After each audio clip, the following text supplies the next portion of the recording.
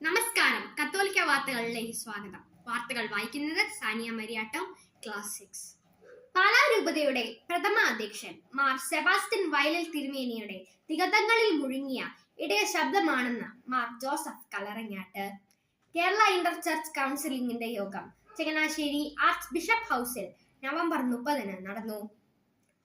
ഐക്യത്തിന്റെ പൊതുയോഗം യഥാർത്ഥമായി Syro Malabar media commission. Pala jubilee തിരുനാളിന് ഡിസംബർ 1 കൊടിയേറി. വിശുദ്ധ ഫ്രാൻസിസ് സേവ്യറിന്റെ തിരുനാൾ ദിനമായ ഡിസംബർ 3 ലാറ്റിൻ കത്തോലിക്ക ദിനമായി ആചരിച്ചു. മത അധ്യാപകർ ഗുരുക്കന്മാരാണെന്നും തൊഴിലാളികളല്ല എന്നും ഫ്രാൻസിസ് മാർപ്പാപ്പ. വാർത്തകൾ വിശദമായി. പാലാ രൂപതയുടെ പ്രഥമ അധ്യക്ഷനായ മാർ സെബാസ്റ്റ്യൻ വയലിൽ തിരുമേനിയുടെ 35ാം ചരമദിന വാർഷിക ദിനം നവംബർ 21 പാലാ കത്തീഡ്രൽ പള്ളിയിൽ വെച്ച് ആചരിച്ചു. വിശുദ്ധ കുർബാന മധ്യേ മാർ ജോസഫ് കല്ലറങ്ങാട്ട് വയലിൽ തിരുമേനിയെ തികതങ്ങളിൽ മുഴുങ്ങിയ ഇടയ ശബ്ദമാണെന്ന് വിശേഷിപ്പിച്ചു.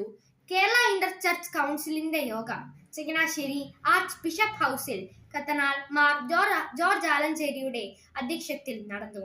കേരളത്തിലെ സാമൂഹ്യ പ്രശ്നങ്ങൾ യോഗത്തിൽ അവലോകനം ചെയ്തു.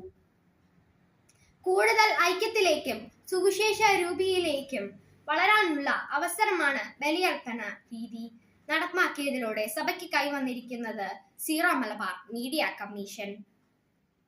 പാലാ ടൗൺ കപ്പേളയിൽ അമലോത്ഭവ മാതാവിന്റെ ജൂബിലി തിരുനാളിന് ഡിസംബർ 1 കൊടിയേറി. പാലാ കത്തീഡ്രൽ, ലാളം പഴയ പള്ളി, ലാളം പുത്തൻ പള്ളി എന്നിവ ചേർന്നാണ് തിരുനാൾ ആഘോഷം നടത്തുന്നത്. കേരളത്തിലെ റീജിയൻ ലാറ്റിൻ കത്തോലിക്ക കൗൺസിലിന്റെ ആഭിമുഖ്യത്തിൽ വിശുദ്ധ ഫ്രാൻസിസ് സേവ്യറിന്റെ തിരുനാൾ ദിനമായ ഡിസംബർ 3 ലാറ്റിൻ കത്തോലിക്ക ദിനമായി ആചരിച്ചു. ഡിസംബർ മാസത്തെ ഫ്രാൻസിസ് പാപ്പയുടെ പ്രാർത്ഥനാ നിയോഗം മത അധ്യാപകർ ഗുരുക്കന്മാരാണെന്നും തൊഴിലാളികളല്ല എന്നും പാപ്പ ഓർമ്മിപ്പിച്ചു. കത്തോലിക്ക വാർത്തകൾ അവസാനിക്കുന്നു. നന്ദി, നമസ്കാരം.